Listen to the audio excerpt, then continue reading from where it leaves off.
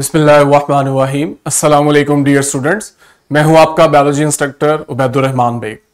बच्चों, हमने first year 11 में फर्स्ट नॉलेज का आगाज किया हुआ है, जिसमें हम सेल थ्योरी पढ़ रहे हैं। अब सेल थ्योरी के बेसिक प्रिंसिपल्स हम पढ़ चुके हैं। आज हम देखेंगे कि क्या वो प्रूफ्स हैं जो इसको वैलिडेट करते हैं और क्या ऐसी एक्सेप्शंस हैं जो इसको फॉलो नहीं करती।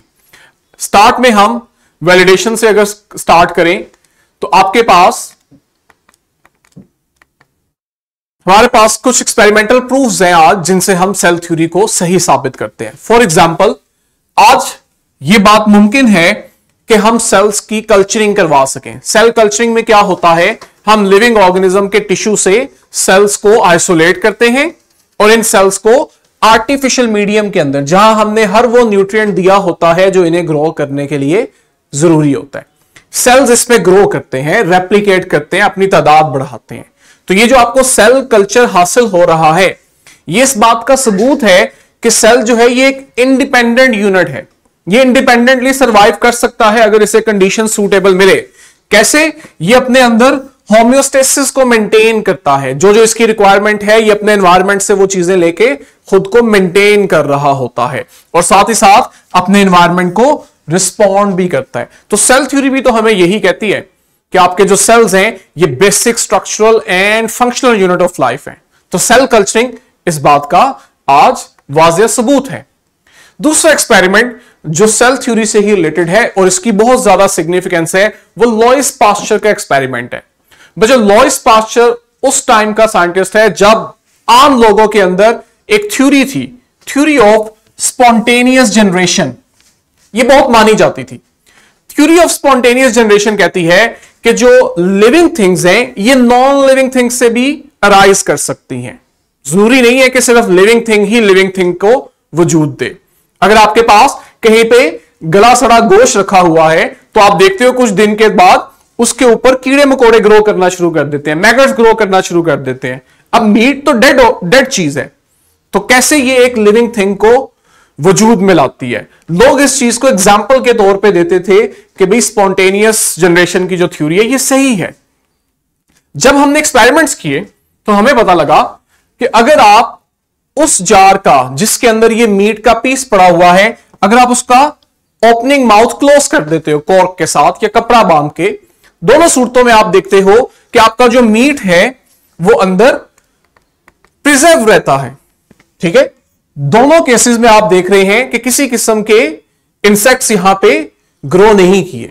तो इसका मतलब यह है कि जब आपने जार का माउथ ओपन रखा हुआ था तो उस वक्त वो जो फ्लाइज आके मीट को यूज कर रही थी, इस दौरान वो फ्लाइज जो थी वो वहां पे अपने एग्स ले कर रही थी और वही एग्स जो थे वहां से वो इंसेक्ट्स ग्रो कर रहे थे। तो ये स्पॉन्टेनियस जनरेशन नहीं थी।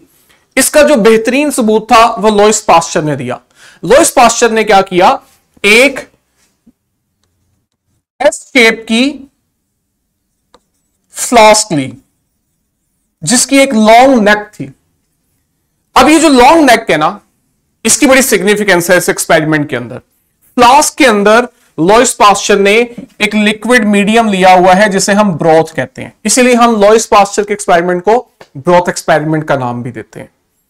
अब ये जो ब्रोथ है ना, इस मीडियम को अगर आप ओपनली रखते हैं तो आप देखते हैं इसके अंदर माइक्रो ऑर्गेनिजम्स ग्रो करना शुरू कर देते हैं।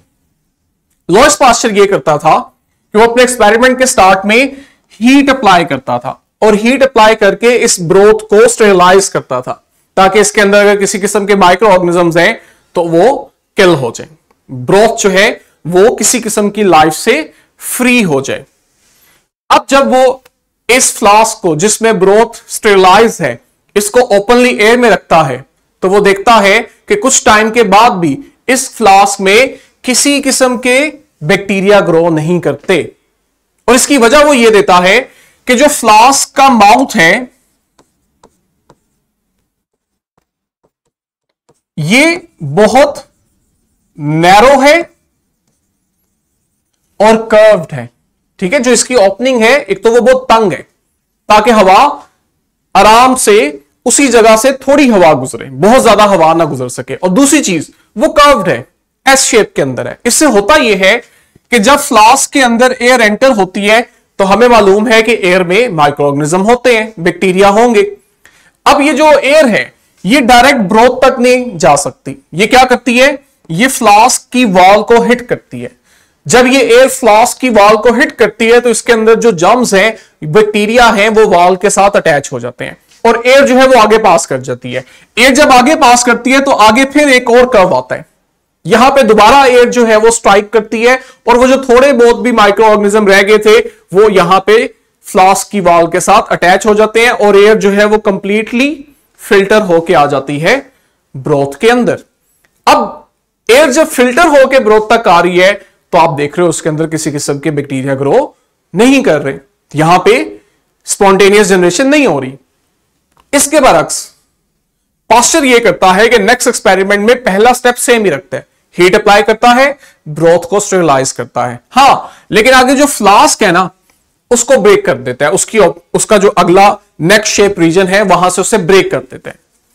अब जो एयर है वो ओपनली इस फ्लास्क में एंटर हो सकती है बिना फिल्टर हुए और उस एयर के अंदर बैक्टीरिया भी हैं। तो जब इस फ्लास्क को, जिसकी नेक को रिमूव कर दिया गया है, इसे एनवायरनमेंट में रखा जाता है तो हम देखते हैं कि इसके अंदर बैक्टीरिया ग्रो कर जाते हैं। और ये बैक्टीरिया कहां से आते हैं, ये एयर से आते हैं। यहां पे कोई नॉन स्पॉन्टेनियस जनरेशन नहीं हुई। इसी चीज को वो एक और तरह से परफॉर्म करता है कि फ्लास्क को हीट अप्लाई करने के बाद कर्व कर देता है। इस तरह से कर्व करता है कि जो ब्रोथ है वो नेक वाले रीजन के आगे तक आ जाता है। अब जब एयर इसमें से गुजरती है तो ऑब्वियस सी बात है, एयर जब फ्लास्क में एंटर होती है तो उसको शुरू में ही ब्रोथ मिल जाता है, जिसकी वजह से उस ब्रोथ के अंदर बैक्टीरिया एंटर हो जाते हैं और कुछ टाइम के बाद हम देखते हैं वहां पे वो बैक्टीरिया ग्रो करते हैं और जो ब्रोथ है उसका कलर चेंज हो जाता है। तो इस तरह से लुईस पास्चर ने हमें यह बात प्रूव करके दिखाई कि जो थ्योरी ऑफ स्पॉन्टेनियस जनरेशन है वो गलत है। कतन ऐसा नहीं होता कि आपके पास नॉन लिविंग थिंग्स जो हैं वहां से लिविंग ऑर्गेनिजम्स अराइज करते हैं। आपके पास अगर इस केस में भी हम देखें तो जब तक एयर फिल्टर होके ग्रोथ तक आ रही थी आपके पास इस तरह की कोई ग्रोथ नहीं हुई। तो हमारे पास एयर में चूंकि माइक्रो ऑर्गेनिज्म होते हैं इसलिए हम देखते हैं कि हमारे बहुत सारे मीडियम्स जो है वो विद टाइम स्पॉइल कर जाते हैं। मैंने आपके लिए यहां पे एक वीडियो लाई है जो पास्चर के एक्सपेरिमेंट को डिटेल एलैबोरेट कर रही है। अब जरा अगर आप इसके स्टार्ट में देखें तो एक्सपेरिमेंट के स्टार्ट में न्यूट्रिएंट ग्रोथ है जिसको स्टेरिलाइज किया जाएगा हीट की मदद से। ठीक, जब ये स्टेरिलाइज हो जाएगा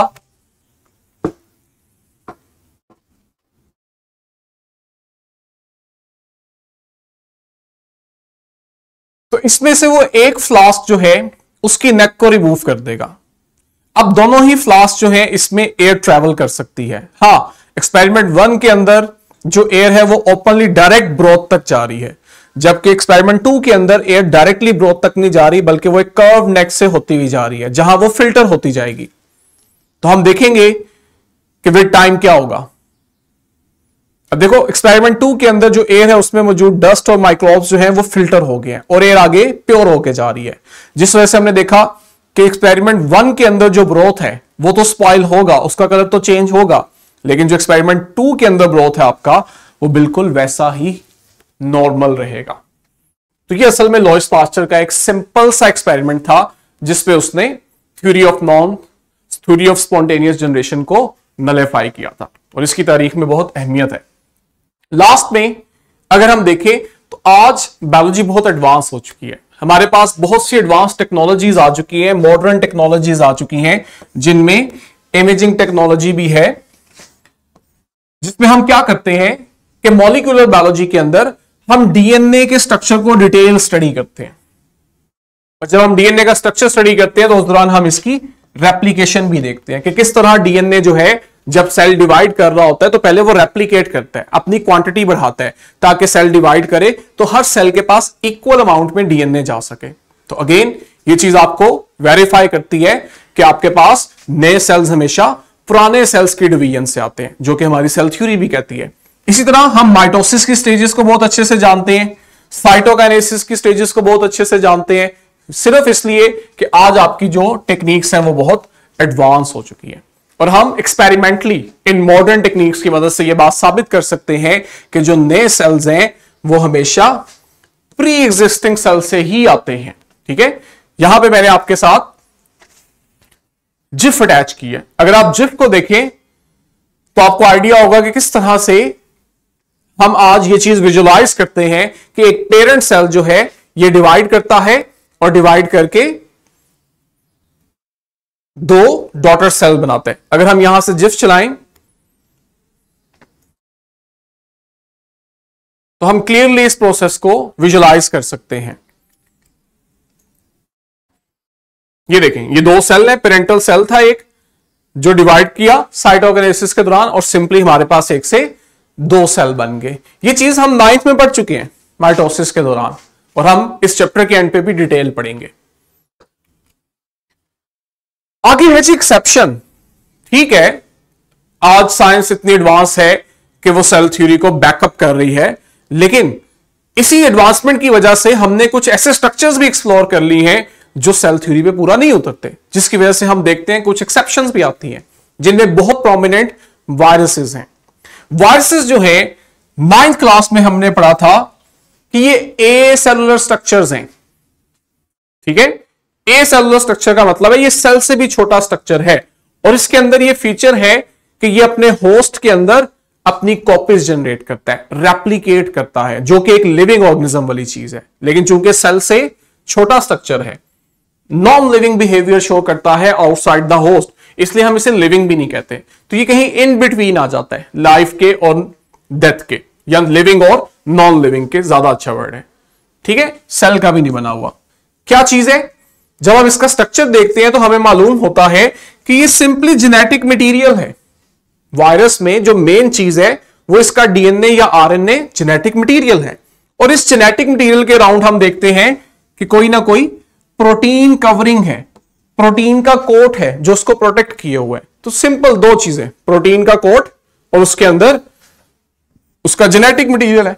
डीएनए की फॉर्म में भी हो सकता है और आरएनए की फॉर्म में भी हो सकता है। इन्हें रेप्लिकेट करने के लिए होस्ट सेल चाहिए होता है। ठीक है, इसका मतलब है कि जो वायरस है ये रेप्लिकेट भी कर रहा है, लेकिन ये आपके पास सेल भी नहीं है, मतलब कि ये आपके पास स्मॉलेस्ट यूनिट ऑफ लाइफ नहीं है। सेल थ्योरी कहती है कि सेल जो है वो स्मॉलेस्ट यूनिट ऑफ लाइफ है, और सेल के अंदर ये खसूसियत होती है कि वो रेप्लिकेट करते हैं, जबकि वायरस जो है वो सेल भी नहीं है लेकिन वो रेप्लिकेट कर रहा है और वो सेल थ्योरी को चैलेंज कर रहा है। जिस तरह वायरस है ना बच्चों, इसी तरह आपके पास दो और स्ट्रक्चर्स आते हैं, ये भी यही बिहेवियर शो करते हैं। जिस तरह से वायरस चैलेंज करता है सेल थ्योरी को, बिल्कुल इसी तरह से प्रायोन्स और वायरॉइड्स भी करते हैं। क्या है इसको हम देखते हैं। दोनों जो हैं वो वायरस की तरह बिहेव करेंगे, दोनों में सेल स्ट्रक्चर नहीं है। ठीक है, ये कंप्लीट जो सेल का स्ट्रक्चर होता है वो इन दोनों में वायरस की तरह लैक करता है, और दोनों ही इस चीज को चैलेंज करते हैं कि जो लिविंग ऑर्गेनिज्म है वो सेलुलर स्ट्रक्चर से ऑर्गेनाइज होकर बने हैं। ये इस बात को चैलेंज करते हैं। क्या है प्रायोन्स और वायरोन्स? यहां आपको मालूम होना चाहिए, एग्जामिनर आपसे पूछ सकता है। प्रायोन्स हम कहते हैं ये असल में इंफेक्शियस प्रोटीन है। इंफेक्शियस प्रोटीन से मतलब है ऐसी प्रोटीन्स हैं जो अपने होस्ट में डिजीज कॉज कर सकती है। और लव्स प्रोटीन पे अगर आप फोकस करो तो आपको आइडिया हो जाएगा ये क्या है। सिर्फ एक प्रोटीन है, कोई जेनेटिक मटेरियल नहीं है। प्रोटीन स्ट्रक्चर है जो क्या करता है कि वो अपने होस्ट के अंदर नॉर्मल प्रोटीन्स की फोल्डिंग को खराब करके उसे मिसफोल्ड कर देता है। ठीक है, एक नॉर्मल प्रोटीन प्रॉपरली फोल्ड हुई होती है, प्रायोन्स आके क्या करते हैं उस प्रॉपरली फोल्ड प्रोटीन को मिसफोल्ड कर देते हैं, जिसकी वजह से हम देखते हैं कि वो प्रोटीन अपना फंक्शन परफॉर्म नहीं कर पाती, तो होस्ट के अंदर बहुत सीवियर क्रिटिकल डिजीज हो जाती है। तो अब देखो, सिर्फ प्रोटीन इन नेचर स्ट्रक्चर है और वो खुद को रेप्लिकेट करवा रहा है, अपनी जैसी और मिसफोल्डेड प्रोटीन्स बना रहा है और सेल थ्योरी को चैलेंज कर रहे हैं। वायरॉइड की अगर हम बात करें तो वायरॉइड्स जो हैं ये सिंपली सर्कुलर आरएनए है। ये देखो, सर्कुलर आरएनए से मतलब ये है कि इसकी दोनों एंड्स ओपन नहीं है, आपस में अटैच है। सर्कुलर से मतलब जरूरी नहीं है कि वो एक गोल ही चीज हो। सर्कल से मुराद हम ले रहे हैं कि इसके दोनों एंड्स आपस में एक दूसरे के साथ अटैच हैं, ओवरलूप किए हुए हैं। ठीक है, तो ये आपके पास सिंपली एक सेलुलर स्ट्रक्चर से भी नीचे की चीज है। एक सर्कुलर आरएनए है जो क्या कर रहा है, बगैर प्रोटीन कोड के मौजूद है। वायरस में तो फिर प्रोटीन था कोड, इसमें वो भी नहीं है। हाँ, वायरोड जो है इन्हें हम स्पेसिफाई करते हैं प्लांट्स के साथ कि ये प्लांट्स में डिजीज कॉज करते हैं। ठीक है, तो वायरस, प्रायोन्स और वायरॉइड्स तीनों जो है सेल थ्योरी के इस पॉइंट को कि cell is the basic structural unit of life challenge करते हैं। तो ये आपके पास एक एक्सेप्शन है। अब जरा ये देखो, जिफ को अगर आप देखें, ये रेड ब्लड सेल्स को शो कर रही है। अब रेड ब्लड सेल्स तो हम में नॉर्मली होते हैं, ये किस तरह से चैलेंज करते हैं सेल थ्योरी को, ये एक इंटरेस्टिंग चीज है, हमने कभी शायद रिलेट ही ना किया हो। अब जो बात मैं बताऊंगा वो पढ़ी हुई है आप लोगों ने। रेड ब्लड सेल्स जो है इनके अंदर खासियत है कि एक मैच्योर रेड ब्लड सेल में न्यूक्लियस नहीं होता। जब ये मैच्योर हो रहा होता है तो इसके न्यूक्लियस को डिस्ट्रॉय कर दिया जाता है ताकि इसमें साइटोप्लाज्म में ज्यादा से ज्यादा हीमोग्लोबिन आए और वो ज्यादा ऑक्सीजन की ट्रांसपोर्ट कर सके। अब इसी तरह हम देखते हैं प्लांट्स में जो फ्लोएम ट्यूब है उसमें जो सेल है सीव ट्यूब एलिमेंट, उसमें भी यही फीचर होती है जिस तरह हमारे अंदर आरबीसीज में होती है कि इन दोनों स्ट्रक्चर्स में न्यूक्लियस नहीं है। अब अगर न्यूक्लियस नहीं है ना तो बड़ी ऑब्वियस सी चीज है, ये रिप्रोड्यूस नहीं कर सकते। हम लोगों ने देखा है माइटोसिस के दौरान कि अगर ये आपके पास एक सेल है और इस सेल के अंदर न्यूक्लियस है तो सबसे पहले हम देखते हैं कि जो न्यूक्लियस है ये रेप्लिकेट करता है। ठीक है, अब मैं उस डिटेल में नहीं जा रहा, हम पढ़ेंगे कि कैसे होता है कि आपके पास पहले क्रोमोसोम्स जो हैं वो अपना डीएनए डुप्लीकेट कर रहे हैं, फिर क्रोमोसोम अरेंज होके सेपरेट हो रहे हैं जिसकी वजह से एक ही सेल में न्यूक्लियस डिवाइड करके दो न्यूक्लियस बनाता है, और फिर फाइनली हम देखते हैं कि हर सेल सेंटर से डिवाइड करके एक से दो सेल बना देता है। अब ये सेल डिवीजन का प्रोसेस तब हुआ जब आपके पास न्यूक्लियस रेप्लिकेट किया, और न्यूक्लियस तब रेप्लिकेट किया जब वो था। अब अगर आरबीसी में सीव ट्यूब एलिमेंट में न्यूक्लियस ही नहीं है तो ऑब्वियस सी बात है कि इनके अंदर रेप्लिकेशन भी नहीं हो रही। ठीक है, तो आपके पास सेल थ्योरी जब सेल को स्ट्रक्चरल और फंक्शनल यूनिट कहती है तो उसमें यह बात भी शामिल है कि सेल में यह प्रॉपर्टी होती है जो हमने बिल्कुल स्टार्ट में पढ़ी, 7 प्रॉपर्टीज ऑफ लाइफ, कि सेल रिप्रोड्यूस करता है तभी वो स्ट्रक्चरल और फंक्शनल यूनिट है। जबकि आपके पास ये जो दो सेल्स हैं ये आपके पास एनिमल्स और प्लांट्स में एक एक्सेप्शन आ जाते हैं जो सेल थ्योरी को फॉलो नहीं करते। आगे देखो, ये बहुत इंटरेस्टिंग पॉइंट है, बायोटेक्नोलॉजी में इस पे बहुत काम हुआ है। हमें मालूम है कि हमारा जो न्यूक्लियस है इसमें न्यूक्लिक एसिड पड़ा हुआ है, जेनेटिक मटेरियल पड़ा हुआ है। ये जो जेनेटिक मटेरियल है न्यूक्लियस के अंदर ये सेल की तमाम एक्टिविटीज को कंट्रोल करता है, हत्ता कि जब सेल डिवाइड कर रहा होता है उसे भी न्यूक्लिक एसिड ही कंट्रोल कर रहा होता है। अब सेल के जो बाकी स्ट्रक्चर है उन्हें अपनी एक्टिविटीज परफॉर्म करने के लिए न्यूक्लिक एसिड से इंस्ट्रक्शंस फॉलो करना पड़ती है, इंस्ट्रक्शन लेना पड़ती है। अगर किसी ऑर्गेनेल ने रेप्लिकेट करना है तो न्यूक्लियस उसको रेप्लिकेट करवा रहा है।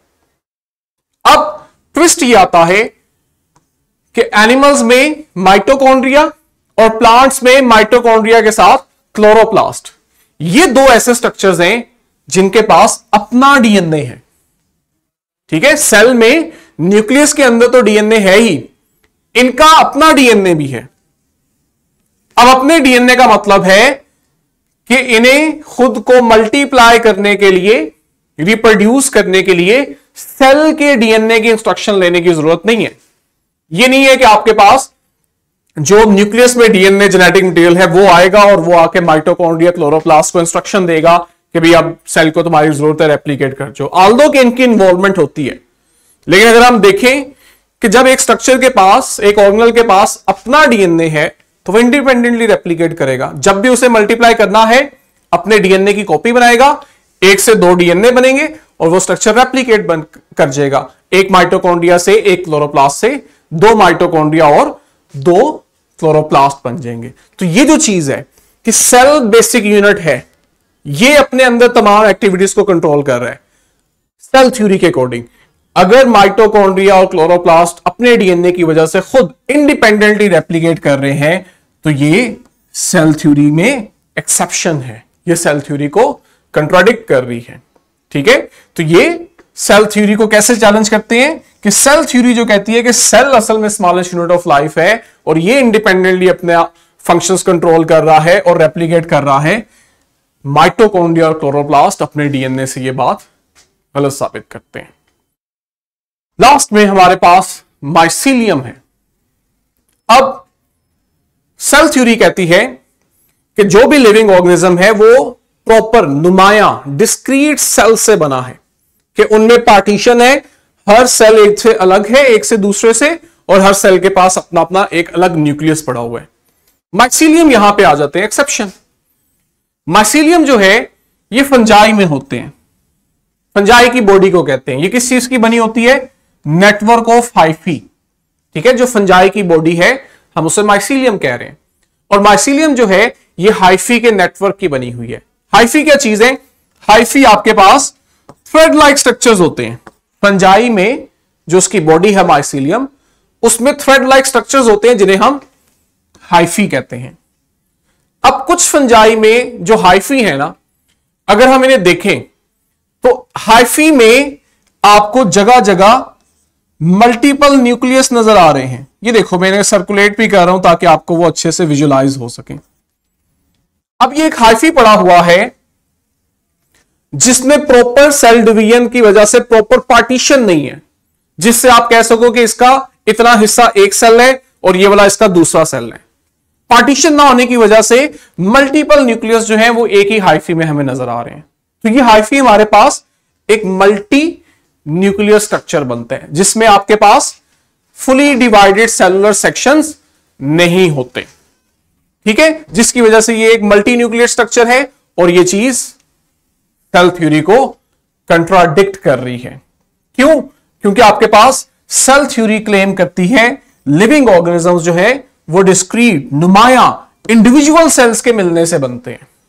सेल जब बेसिक यूनिट है तो सेल मिल रहा है और वो मिलके उस ऑर्गेनिज्म को बना रहा है, जबकि यहां हाइफी के अंदर उस तरह से नुमाया सेल्स ही नहीं है।